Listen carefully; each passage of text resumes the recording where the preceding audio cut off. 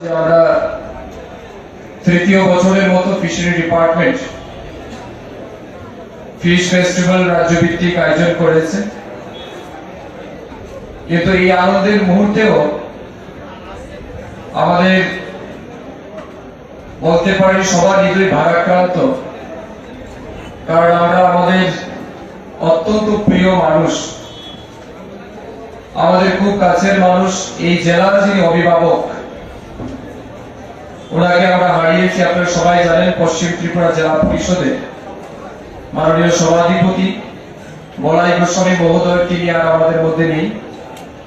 ওনার নশ্বর দেহ আগরতলা পৌঁছেছে। আমরা ওনাকে শ্রদ্ধাঞ্জলি জানাতে কিছুক্ষণের মধ্যেই যাব।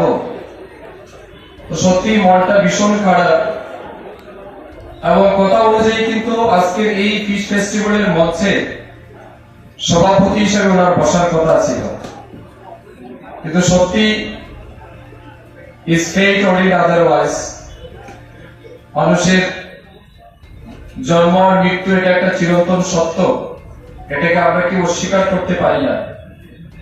তবে কিছু মৃত্যু সত্যি মানা যায় না, এটা সর্বদাই আমাদেরকে কাঁদিয়ে যায়। তার মধ্যে এটা একটা গুরুত্বপূর্ণ আমি মনে করি এবং অত্যন্ত বেদনাদায়ক। আরো বেশি কষ্ট এই কারণে লাগছে যে জায়গাতে আমরা দাঁড়িয়ে আছি বর্তমানে, এই যে যতগুলি জিনিস দেখছেন এখানে, এই শেড বলুন, এটা ডেভেলপমেন্ট বলুন, পূর্বাশা বা এই পূর্বাশাতে যা ডেভেলপমেন্ট দেখছেন গত 4-5 বছরে কিন্তু এটা ওনার অবদান, কারণ তিনি এই পূর্বাশারও চেয়ারম্যান ছিলেন গত 5 বছর। এটা is really great painful for us.